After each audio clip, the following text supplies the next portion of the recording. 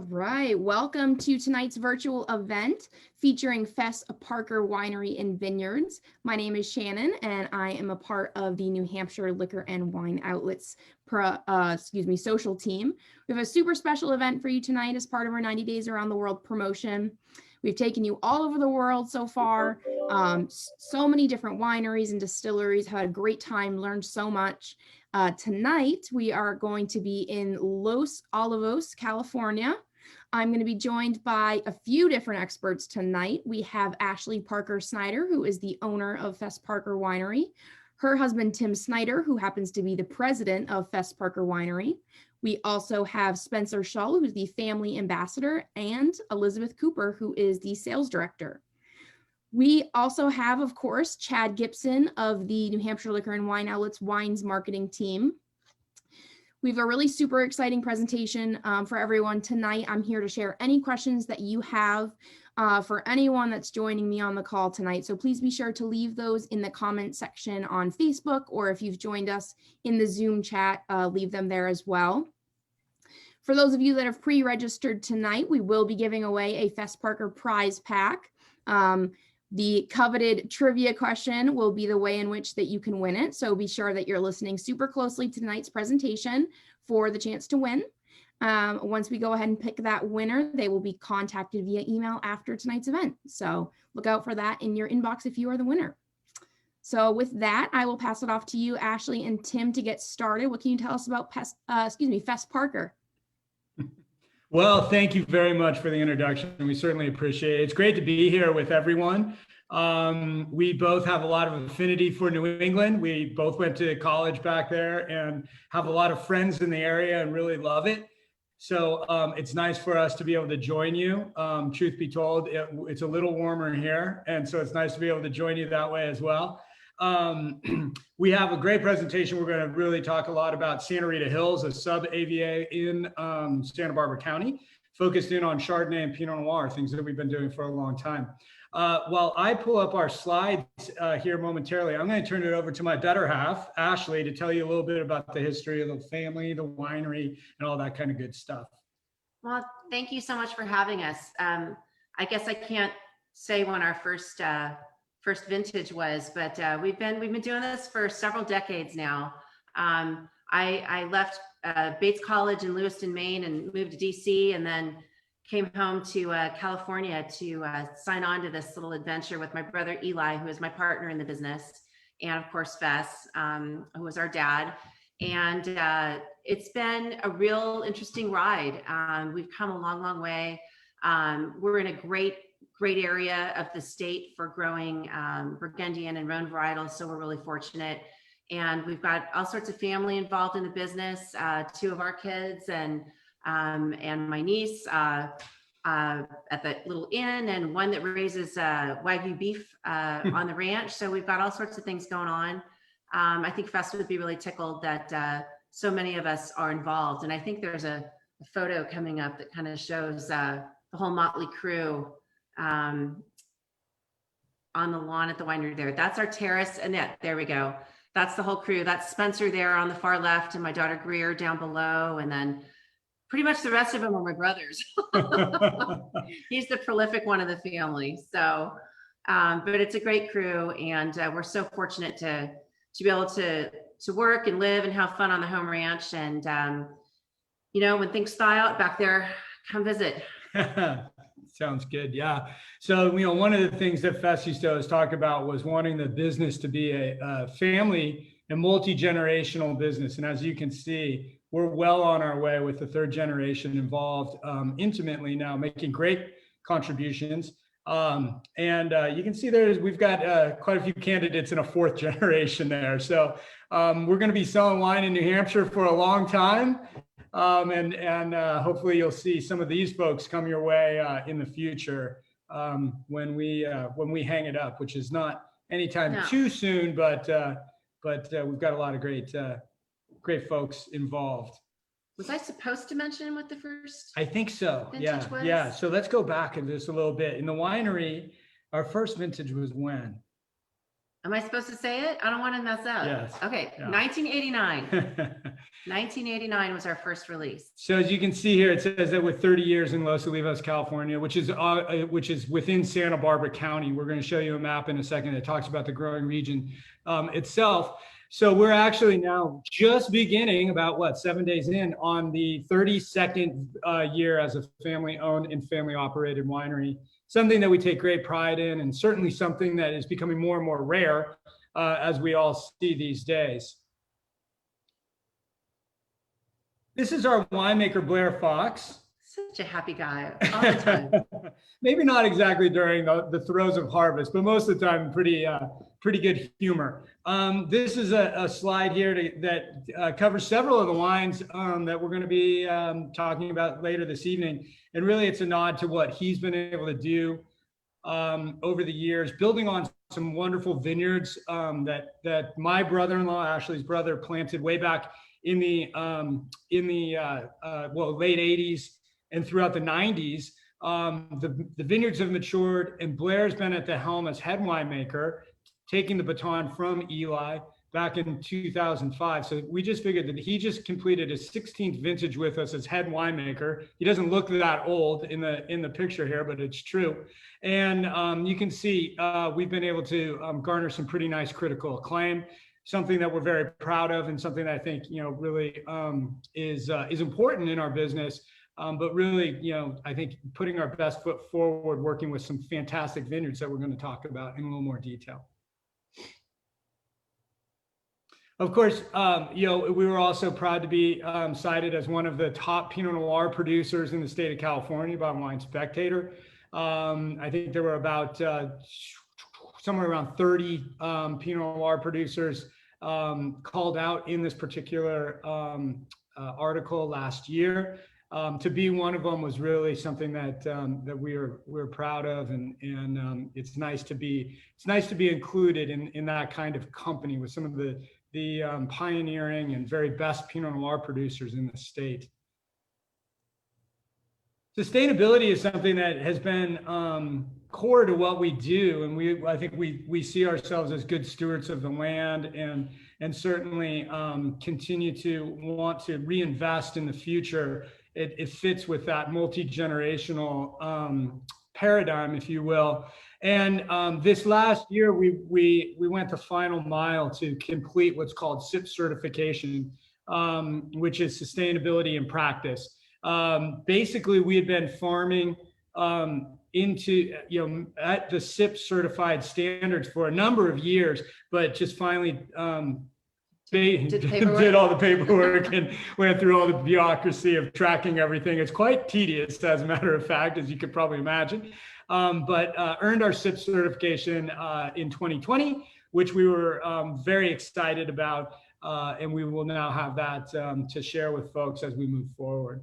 A couple of the other vineyards that we don't own that we work with that we're going to be tasting and talking about wines from this evening, including Sanford and Benedict and Fiddlesticks vineyards in the Santa Rita Hills, have at minimum SIP certifications or even organic certification. So I think there's a lot of like-mindedness with the majority of producers here in Santa Barbara County of really being of caring about our environment, caring about what we do, our impacts, the footprint that we're leaving, and so this is something that I think is in line with our values as a family and as an organization.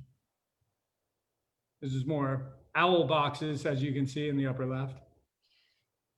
You want me to touch on any of the other activities going on in the vineyard with the Absolutely. Little sidebar, it's kind of my specialty.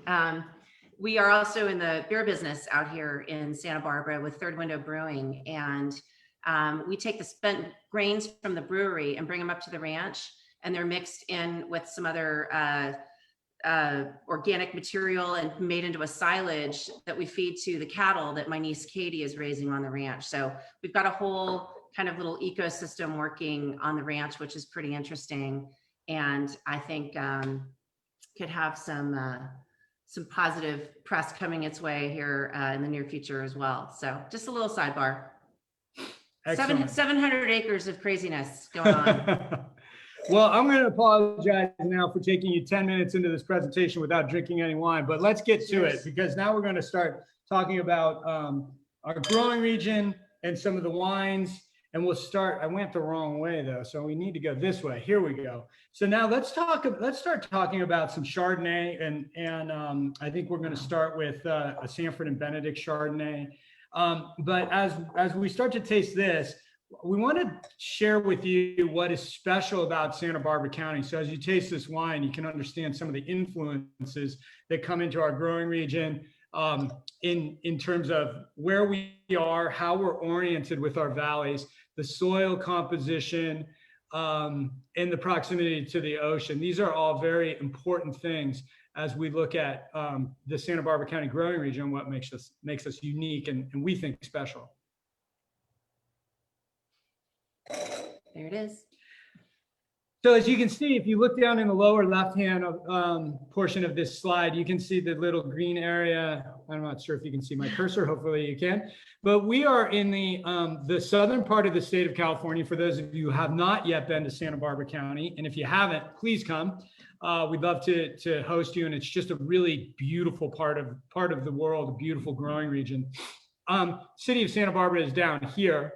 And then the thing that separates us, that differentiates us from all of the growing regions in California and really along the west coast of North America, is that we're on this notch of the coastline where it shifts from running north and south to running west to east. What that means is that we have these transverse mountain ranges that run perpendicular to the coastline. So the water temperature out here in the Pacific Ocean is cold, and the proximity to the ocean with these funnels basically coming right off of the Pacific Ocean creates a situation where we have sunshine, but very cool to cold climate with this influence, consistent, persistent influence coming off the Pacific Ocean in the form of fog and maritime influence, but also with winds and cold breezes that comes right over all of these vineyards that we're working with. This area right here in particular, which is Santa Rita Hills, which is where we really want to drill down and talk about from a wine standpoint tonight. It's kind of interesting to note, you can see where the winery is located a little bit further east, and it's about a 20-mile distance from the winery out to, say, Ashley's Vineyard in Santa Rita Hills. And on a typical day, the temperature is going to drop about 20 degrees from the winery by the time you get out to Santa Rita Hills. So that maritime influence is really prominent. Absolutely. And I'll say this, when you come visit us, when you're here at the winery, especially in the summer, shorts and a t-shirt, polo, you're great. Bring a pullover, because by the time we get out here into Santa Rita Hills, it's going to be cold, even in July and August. But that's really what allows, informs these wines and really gives these wines a lot of the structure, and specifically the retained natural acidity that we're going to see in these. As we drill into the Santa Rita Hills even further, we're going to look at several different vineyards that we work with, including a couple that we planted, Ashley's Vineyard, named after my wife, of course. Parker West Vineyard, which is a vineyard development that is even further west, that we developed back in 2005. Rio Vista, which is going to come into play when we talk about Pinot Noir in a moment. And then we've had a chance to now establish relationships and purchasing fruit with two vineyards that we did not plant ourselves, nor do we own, but they're just wonderful, wonderful vineyards run by wonderful people and established by wonderful people too. We'll tell you a story or two about that as we get to those wines. One of them being Sanford and Benedict, which the Chardonnay that hopefully you have and you can taste right now is from this vineyard. And then Fiddlesticks, which is was established and is owned by a great female winemaker named Kathy Joseph, and a good friend of ours. Let's talk about this Sanford and Benedict right now, because this wine I think is really singing right now. And it's singing a little bit more for me because I've been doing dry January. So I'm really excited to even have a little taste of this. I'm not going to lie. And I'm not spitting. We won't tell anyone. We won't tell anyone you're cheating. Yeah, notice I am not. But what you see here is a hallmark of Santa Rita Hills, Santa Barbara County in general, but Santa Rita Hills, right? nice fruit, nice texture, good palate weight. It's a wine that has body and has texture, but it's buttressed by freshness and natural acidity. So this proximity to the ocean really allows us to have wines that are very well balanced and stay lively, even though there's some nice forward ripe fruit components to this. So you think that proximity, if we go back, the proximity to the ocean and that cooling influence is retaining natural acidity as the grapes are going through the growing process. But there's a lot of sunshine as well that you're going to see in subsequent pictures. That's ripening the fruit. That's maturing the fruit. So this combination is really giving us wines that, again, have balance, that have good texture, forward fruit, but stay lively and fresh and carry all the way through the finish. The finish on this wine is incredible. It just keeps going. Amazing. We're gonna come back to Ashley's, but I think this is there. Here's a picture of Blair out in the vineyard. That is not Sasquatch. That is Blair Fox, former Division I water polo player. Yes, but he looks a little intimidating. Yes, he's a large man. But as you can see here, one of the things that I think is interesting when we look at this is to look at the soil composition. The soils out in the Santa Rita Hills are what's called diatomaceous earth for the most part. And this gives you a little cross section to see what we're talking about. Here you've got essentially, if we think about it, it's ancient seafloor or diatoms. And the two things about this that stand out to me is, number one, you can see that it is not dense soil. It is this sort of loose, very how would you describe it? It's, this kind of sandy, sea bottom, porous soil. So you don't have a lot of vigor in the soils out in Santa Rita Hills. So by virtue of that, you're going to get smaller yields and actually smaller berries, grapes, when we're growing our fruit out there, which is going to lead to increased flavor concentration and a lot of depth of flavor as we're picking these grapes and then processing these grapes. Way back in the day, when we had developed Rodney's Vineyard and we had developed Ashley's Vineyard, and then we developed the Camp 4 Vineyard, and Ashley's came online and the yields were about a half ton per acre. And our accounting team was like, oh my God, you're killing us. And it was an awakening, but the quality of the fruit was worth the tiny yields. And over the years, obviously the kind of acclaim of the region has grown.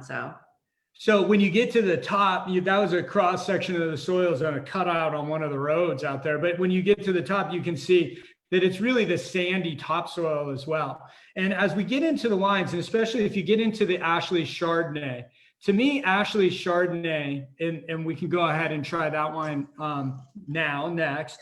Ashley Chardonnay, to me, even showcases this sort of salinity, this sort of briny minerality in the wines that I think, again, very, very unique to Santa Rita Hills, very unique to the soil composition that we have out there. And really what we're trying to achieve in any of these single vineyard wines is to try to find a vineyard where we can have a true expression of place, where you can taste a wine and understand that wine came from this place and this is why it tastes a certain way. And hopefully it's exceptional along the way. But I think this Ashley's and the Ashley Chard certainly has that. And to me, that salinity, briny minerality is the hallmark, the calling card. It absolutely has all that.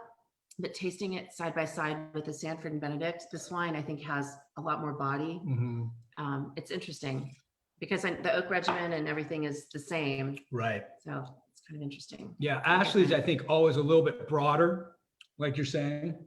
Big girl, big wine. It's my favorite line. Sad but true. Sanford and Benedict, certainly that bright, almost kind of lemon zest type of character in the Sanford and Benedict. I think Ashley's here little bit more texture and mouthfeel across the palate. Both of them, though, with wonderful natural acidity, buttressing all of that. And the thing that is interesting about that too, I know most people are not inclined to age Chardonnay from California.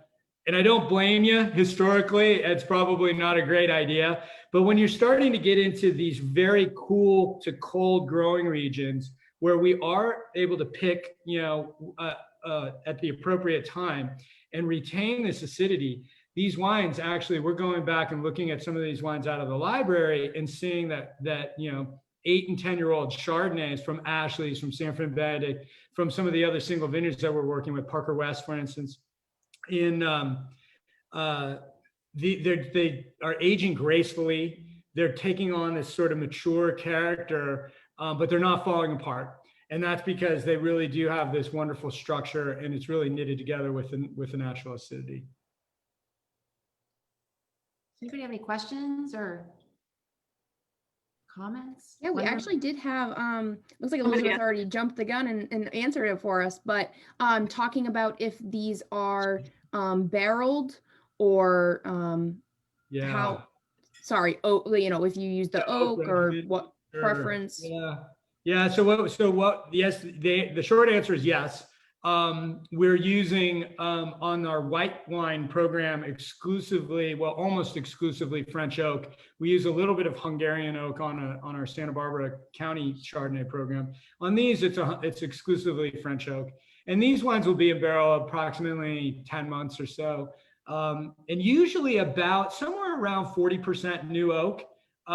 Liz, I hope that what you wrote is syncing up with what I'm saying. Because I just said new and seasoned. Yeah. So actually, one of the things between 30 and 60%, sure. Yeah. So one of the things that I think is really that also for me, originally was a little bit surprising, but I think our winemaking team has done a really nice job. Is I wouldn't necessarily immediately think that 40% new oak is being applied to these wines. Because the oak is really integrated.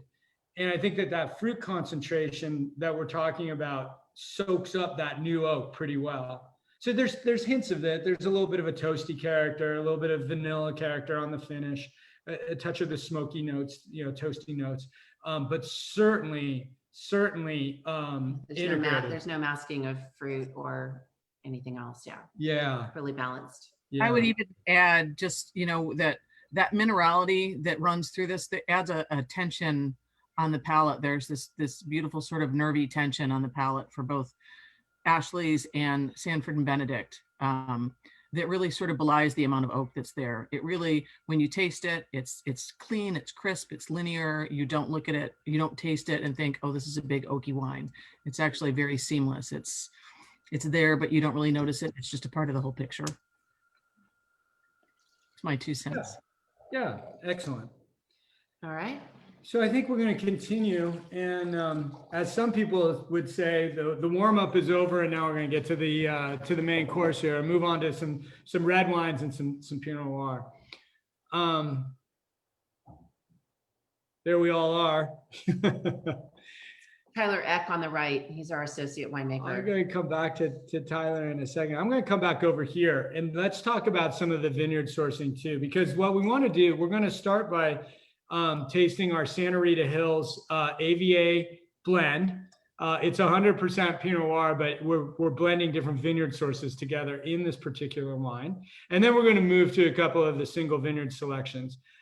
What I want to do is just sort of give a lay of the land of where these different vineyards are and which vineyards are contributing to which wines. And then as we taste, we'll take a look at the cellar and see what the winemaking team is doing and what inputs are coming from the actual cellar piece. So when we talk about the Santa Rita Hills AVA wine, this is going to be based on the Rio Vista vineyard. Vista, as you can see, is on the inland of the Santa Rita Hills AVA. So it's still a very cold climate, but as Ashley was pointing out earlier, the microclimate and the change in temperature, even from Rio Vista over to Ashley's and Parker West is significant. And you have so Rio Vista is going to give us a much different flavor profile of Pinot Noir than when we get into Ashley's and Parker West, which are other components of the Santa Rita Hills blend. And then, of course, also Sanford and Benedict and Fiddlesticks, which we'll get to as standalones too. Rio Vista tends to give us much more bright red fruit, a little bit of a spicy character, but it really is emphasizing that cherry, that red cherry kind of cranberry type of red fruit characters. And then when we're getting back into Ashley's and Parker West back here, this is where we have those more of those sandy diatomaceous soils, even colder climate, windswept, and the smaller berries that we talked about. So there you're going to get slightly darker fruit profile, as well as more tannin and structure to the wines. When we put it all together, I think, to me, this is one of my favorite wines in the lineup, especially when you talk about, for the price point that we sell it for. I think it's a very complete wine. It's got a lot going on. I always think of Rio Vista when I take the freeway. We live in Santa Barbara, and when you drive to the winery, you can take the San Marcos Pass, or you can take the 101. And at Gaviota, you go through a tunnel that really kind of takes you into wine country from there. And the temperature usually, it depends, because on the really cold winter mornings, maybe it's a little bit warmer on the coast. You get a little further inland and the temperature really drops. But on some days, if it's foggy in the summertime, which it is a lot here, you drive through there and all of a sudden you hit like a wall of sunshine and warmer temps. So it's a really kind of interesting spot on the coastline. But proof's in the pudding. Pretty good. Yeah. To me too, and kind of what Ashley's saying there, but with the weather influence, but this is quintessential Santa Rita Hills. Mm-hmm. Santa Rita Hills Pinot Noir on the scale between, from a feminine style of Pinot to a masculine style, we're going to be moving into the more masculine styles of Pinot Noir. It has color, it has structure, it has tannin, it has weight.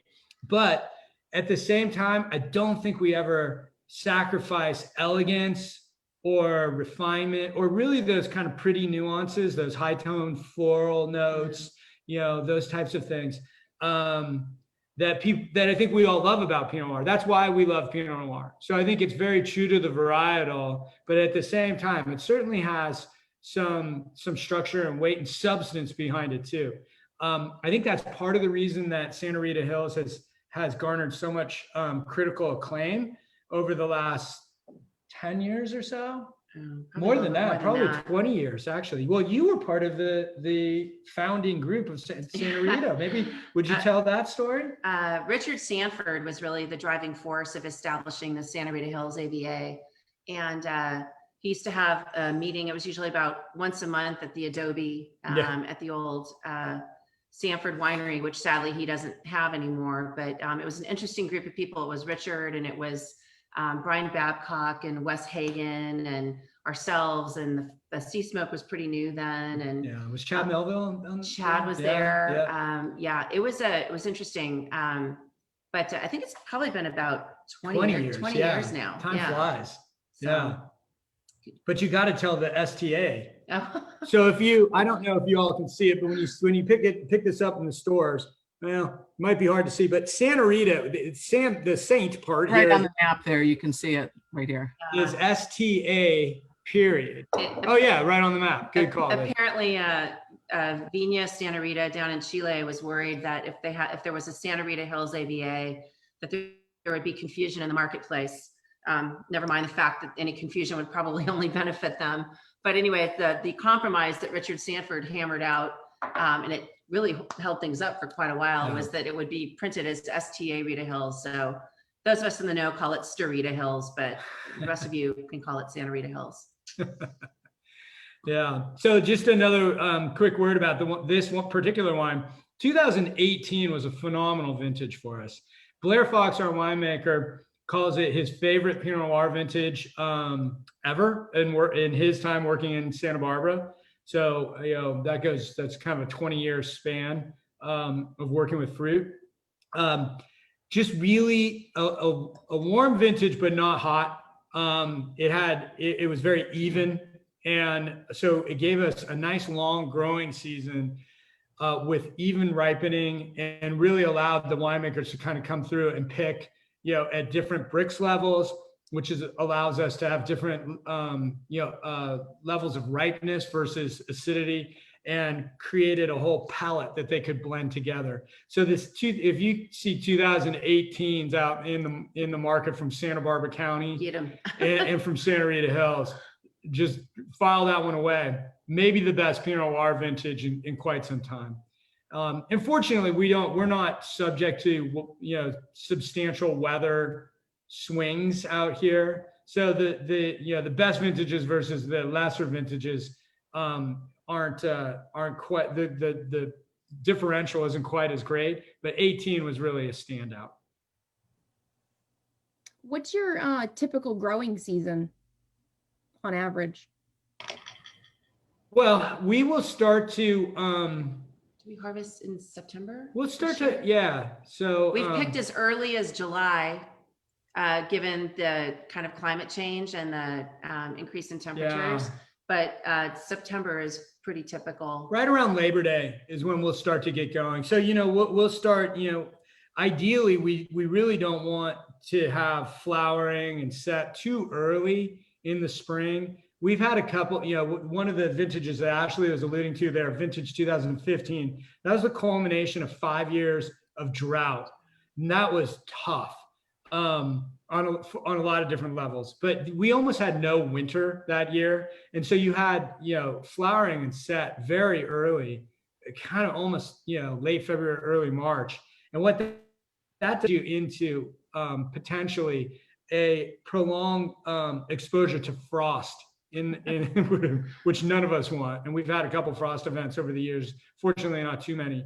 But generally speaking, a normal year will probably start to flower and set maybe late March into April. And then kind of once you get into, mid-May, you're mostly out of the frost exposure time. And then like Ashley said, we'll start harvesting, around Labor Day. We start picking sparkling wine, grapes for sparkling wine a little bit earlier, maybe middle of August. And then around Labor Day, we start getting into the still wines. And then when we get, into the Rhone varietals that we're not really talking about a lot today, but, some of Ash's dad's favorite wines. Yeah. You're looking at late October. Blair's birthday is actually Halloween. Yeah. And he's extremely grumpy when he's still in the cellar, working on his birthday, but it happens a lot. Which it does happen. Rhone varietals can hang out there until early November. Yeah. So. We, in cooler vintages, we've been pushing, definitely into mid-November on Petit Syrah and some Syrah blocks and Grenache and things like that. And then it's getting a little dicey, because now you're getting into potential, again, possible frost and rain and things like that. But generally speaking, kind of that window from late August to Halloween, end of October is our picking window. Well, we've talked about some of these vineyards, and we can move on here, and let's move into our single vineyard Pinot Noirs. And by the way, so we had our Ashleys, we had our Sanford and Benedict, we talked about Santa Rita Hills. These are some of the notes. And we're going to go into Sanford and Benedict Pinot here. Tim, sorry to interrupt. That vineyard picture after Ashley's is the Sanford and Benedict with Fiddlesticks right across the street and sea smoke up the hill. So just to show that proximity of how close they are. It's not labeled, but it's the one after the Ashley's. Yep, I got it. I'm coming back to it. It's a good hood. So Sanford and Benedict 2017, and then Fiddlesticks is where we're going to finish. So I have PTSD. Liz said, this is where you can see, this is kind of, if you remember and when we looked at the AVA map, right in the sort of in the heart of Santa Rita Hills from a perspective between east-west, right in the middle, on the south side is where Sanford and Benedict and Fiddlesticks both reside. And then, as Liz was pointing out, there's actually quite a few heavy hitter Pinot Noir producers that are growing Pinot Noir right there, which includes sea smoke. So in this picture, this is the Sanford and Benedict up on the high side of the road. Fiddlesticks is down below, right down below Sanford and Benedict, down in kind of the bench area. There's a river that runs down in here at the bottom of this hill, and then on the other side it's a river by your standards. It's like a creek. It's a creek. We call it a river. It's really a creek. But then on the other side of the creek, sea smoke starts to wind its way up, patchwork up the hill here. So this is that area right in the middle, and these vineyards are all adjacent to each other. So it really is a cool part of the growing region. And why don't we move into the Sanford and Benedict? We can go to next. As we do that, I want to talk a little bit about some of what we're doing in the cellar. And Ashley is going to talk a little bit about some of this because she just did a stint in the cellar this harvest to kind of get reacquainted with it. She'd done it before and said, I'd like to give it a shot again. And I jumped in. I should have trained for it. I was actually inspired. My son Spencer has worked an entire harvest. Greer, our daughter, did 2 weeks during this harvest. That's her right there with the long hair. And I thought, well, if she can do it, I can do it. Boy, I think I was wrong. I made it 3 days and I literally wanted to cry every night. These folks are working hard. And we have, some of the best equipment around, but it's really tough work. It is hard work.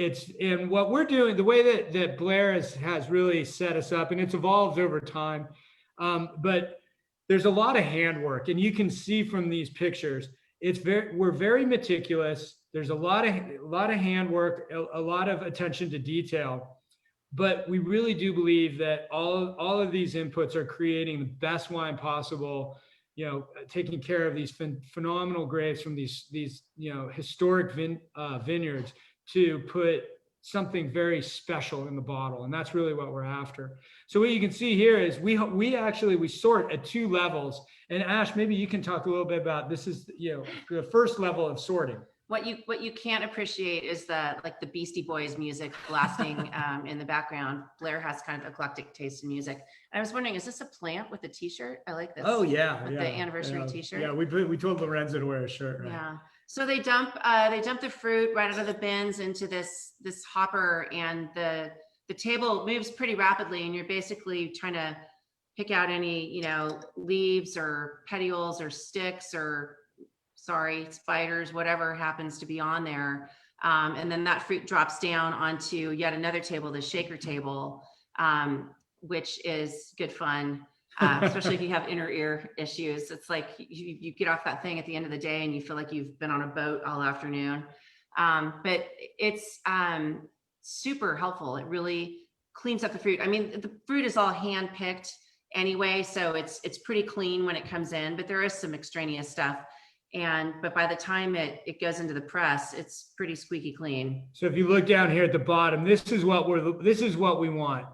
These just pristine little grapes rolling off of this after being sorted up here at the cluster level, as Ashley was talking about, and then after going through the destemmer at the berry level here. So this is the goal, is to get these just pristine grapes coming right off of the line.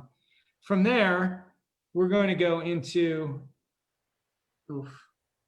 this is tough work right here. This is very traditional winemaking methods and fermentation.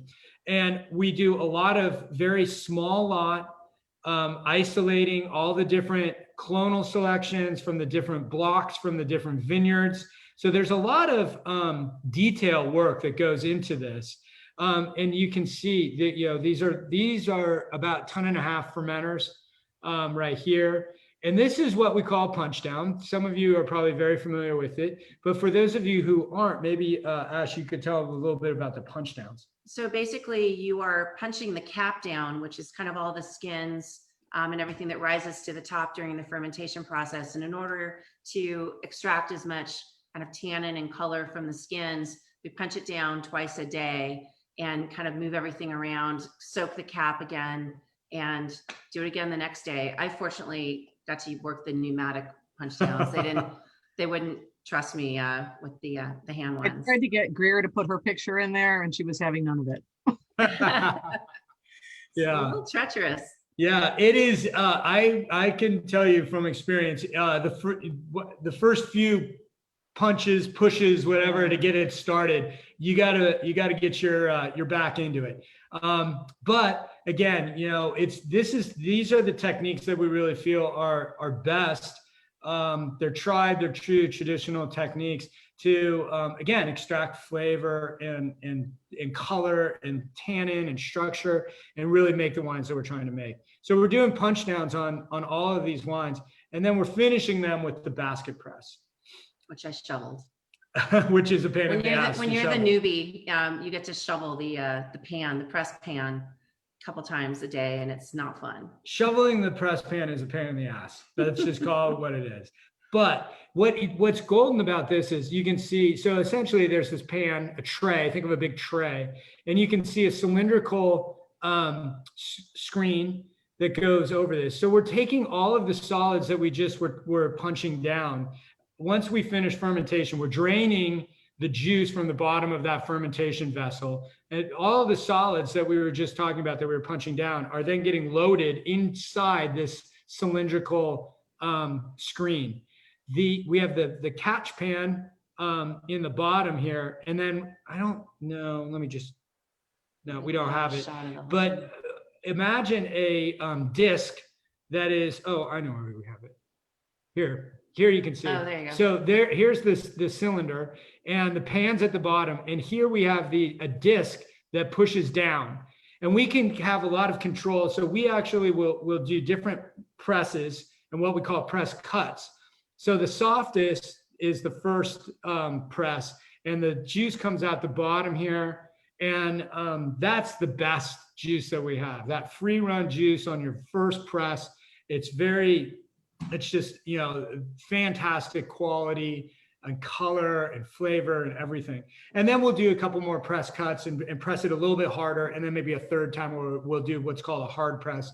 And each of these are getting graded out and put into barrels separately. But the basket, we now basket press everything. And you saw we have 2 basket presses now. We redid our whole winemaking facility just 2 vintages ago, but we now have 2 basket presses so that we can handle the whole of the production much better. But this gives us ultimate control, and really, again, is a fantastic quality input into all the wines that we're making. I'm going to back up here because we have a question about the grape skins and all those remnants. Is that called mash? Tracy wants to know. Must. Yeah. Must. Similar. Mash is the term that you'd use in distilling, but it's similar concept. And actually, a lot of the pumice goes up top and gets mixed with the grains for the cattle feed. So that's another input for that program. That's kind of neat. And we also take pumice from other wineries as well along Foxen Canyon. Yeah. One new input that has been pretty exciting for us, just a couple vintages old now, is when we redid our production facility, we added 9 concrete fermenters. We had done some trials. We had tasted some wines that have been fermented in the concrete fermentation vessels from other producers. And Blair and our associate winemaker, Tyler Eck, who's right here, they were really pushing hard for this, and they were proponents. The wines that we've seen come out of it really show lift in terms of aromatics, in terms of kind of a bright forward fruit character, and actually showcasing a little bit of minerality as well, which I'm not exactly sure if that's attributed to the actual vessel or not. It could be, but it's an yeah, but it's an exciting new addition with these 9 new concrete fermenters, and we're more and more we're putting some of our best lots of Pinot Noir through those, as well as Rhone varietals and even Cabernet that we're doing in another project that may get to New Hampshire somewhere down the line. Whoops, sorry. So this is a good picture of kind of a close-up of the punch downs that we talked about.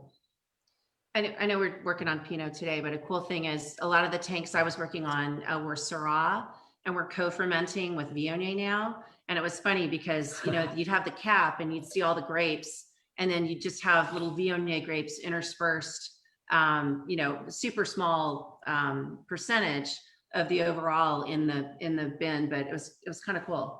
Yeah. How much they add to the wine. Yeah. Oh, it's amazing. A little bit goes a long way with the Viognier. So as we've been talking, we kind of neglected to really talk about the 2 different single vineyard Pinot Noirs. I love both of those wines. And I think that, again, they reflect what we were talking about with quintessential Santa Rita Hills of having structure and power and color, but both of them being elegant wines, both of them having that element of finesse that we're looking for with Pinot Noir. I think Fiddlesticks always, to me, is a little bit more forward, a little more structure, especially in its youth, has a little bit more tannin, maybe on the palate. Sanford and Benedict, for me, tends to show more of that kind of floral note, more of those violets and rose petals and those types of characters, as well as a little bit more of that earthy minerality that is maybe slightly more reminiscent of Old World in style. I should also just a quick word about Sanford and Benedict. With forthcoming vintages actually becoming available now, we have been granted access to some of the original blocks of vineyard that were planted in 1971, and we get about 1.5 tons of fruit from the original blocks. We call that the bottling 1971 in honor of its planting year. And those wines are just gorgeous. They're even a little bit more feminine. So lighter, brighter, lots of floral characters and you know, candidly, some, well, I think both of our favorites, but. It's neat. You know, Tim is a relative newcomer to the winery, about what, 21 years, 21 years ago. But for me, you know, at the beginning, we planted a little bit of Riesling and on the home ranch, and we were sourcing fruit for the Pinot and Chardonnay that we were making. And most of it was coming out of Santa Maria at the time. And, you know, growers in our area are particular about who they sell to. You know, they don't want to sell to just anyone, because what if they, you know, mess it up, which happens occasionally depending on, you know, people's style preferences. But for me to see like Sanford and Benedict 1971 and the Fiddlesticks and just some of the really pioneering vineyards in the area, it's pretty cool. It's I think it's a nice honor, and I think it says a lot about how Tyler and Blair are viewed as winemakers in the Santa Barbara County winemaking community. I think people think they know their fruits in good hands with those guys, and do a great job.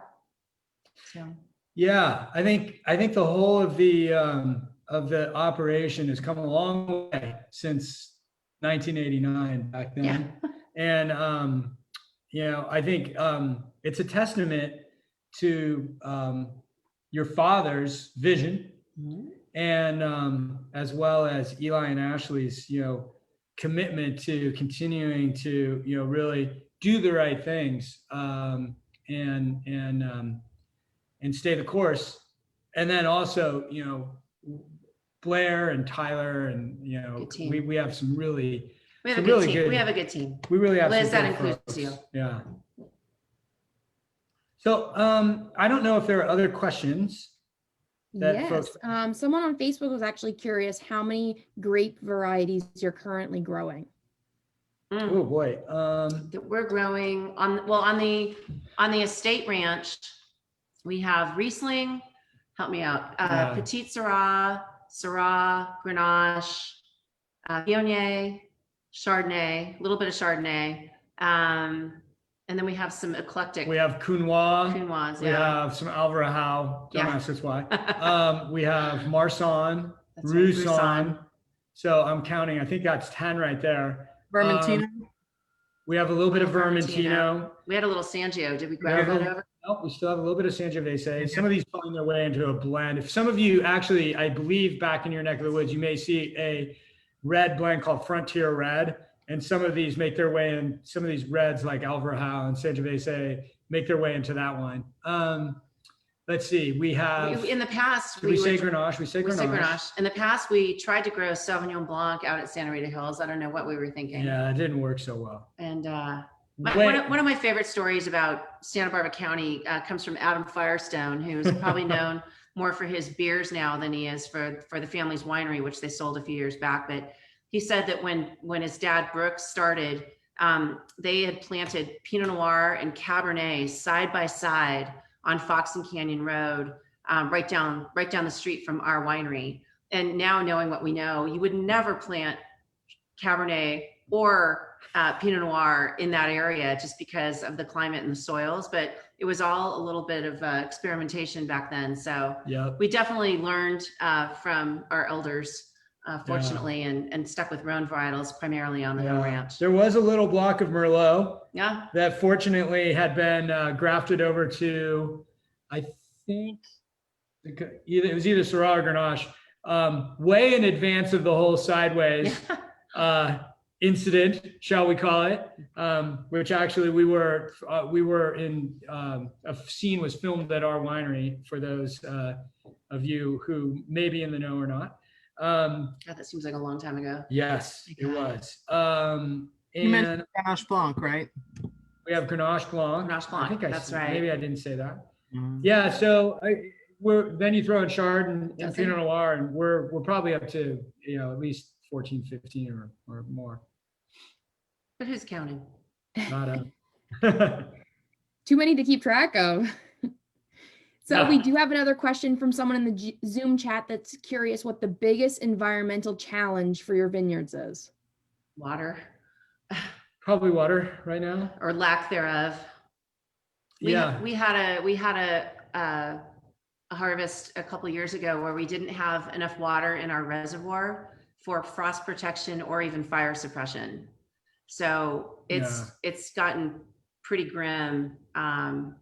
We just got about an inch of rain between Christmas and New Year's, and it was kind of unusual for that to happen in December because usually we don't see rain until late January, February. So we'll take it. Yeah, we're fortunate in the sense that we have a couple of strong wells, and a lot of what we do is based off of accessing aquifers, beneath, and we have a pretty sizable aquifer beneath the property. But water is already something that we're, of concern, and candidly is not going to get better as time goes on. Great. Well, I think it's probably a great time right now to ask our trivia question for those of you that have been listening very intently. So I'm looking for the year of the first vintage. Go ahead and enter your responses in our chat window. Got a lot of people coming in. The chat just blew up. I'm looking at it. Holy smokes. Let's see. 1, 2, 3, 4, 5. So tonight it looks like, I just want to make sure, 1, 2, 3, 4, 5, 6. Tonight we were looking for the 7th correct answer. So Paul, you have been selected. 1989 was the correct answer. So Paul, I'll reach out to you via email after the event tonight and coordinate your prize pack. Excellent. Party like it's 1989. Excellent. Oh, that's 99. Never mind. So Shannon, yeah. when we get a chance to come back and see everybody in New Hampshire, we got to be able. Can we put something together when times are better and we don't have to talk through screens, can we come back and do something? And We're going to be back there in September. Yes. This coming Yeah. September. We canceled the trip because of COVID up to Maine, but we're coming back in September. So we're calling you. Yeah, absolutely. Hopefully next year, fingers crossed. I'm not sure if you've ever visited our Winter Wine Spectacular. It's our big event every year where we invite wineries, not distilleries, that's distiller showcase, but the wineries, the winemakers, all of you guys to come to us. And it's basically a huge sampling event where you can interact directly with our consumers in New Hampshire. Everyone has a ton of fun at it, and it just allows kind of that one-on-one personal experience that, we unfortunately can't really have for the foreseeable future, but fingers crossed for next year. all right, well, let's stay in touch, because talking through screens is okay, but we'd love to do it a different way when we can. Absolutely. So before I get to any of the last remaining questions, I did want to talk a little bit about our 90 Days Around the World promotion. For those of you that are joining us either Zoom or Facebook, you are currently partaking in it. So we have the pleasure of welcoming some of the biggest names across wines, spirits, all of the above, to come and talk to us about their brands and the history and the products. So every event that you join with us, you're going to have the chance to win a $2,500 gift card to the New Hampshire Liquor and Wine Outlets. In order to win that, you need to be playing as part of our Scavify app. So Scavify, Scavify, is the app that we are using. And basically, you're going to be answering trivia questions for every event that you attend. You're also going to be served up a code word during every event. And I know that those of you that are at home playing right now, you've been waiting for the code word very patiently. So tonight's code word is Parker. Again, the code word for tonight is Parker. And basically, the more points that you earn by attending all of these great events, the bigger the prizes that you're going to be entered to win. So we've got various different levels of gift cards available for our top winners. So be sure to check it out. It is all of the details are available on our 90daysaroundtheworld.com website. So definitely want to check that out. I also want to thank Ashley, Tim, and Elizabeth for joining us tonight. This has been so much fun, and I have learned so much. You guys have so many beautiful vineyards right in your neck of the woods, and I'm a little jealous at the current weather conditions over there, although I'm sure you guys are fully aware of what it's like over here. And so I also want to thank Chad, who stepped off a little bit early tonight, but he is our New Hampshire Liquor and Wine Outlets wine marketing specialist, and he's just been a really great resource for all of us in just keeping us up to date on availabilities in the stores and where you can find all of these great products. So for those of you still watching, again, if you enjoyed tonight's event, please be sure to pre-register on the 90daysaroundtheworld.com website for all of our future events. You're going to be entered to win some of those exclusive prizes like tonight's Fess Parker prize pack. Obviously, you got to keep your ears open for those trivia questions though. And again, just another reminder, tonight's code word is Parker. We've got a handful of really great events for you in the coming weeks. So make sure you check out the website and see which ones you'd like to attend. Tomorrow night, we're actually going to be chatting with the Rodney Strong winemaker and hospitality team. So that's a great one to look forward to. Make sure you get online and pre-register.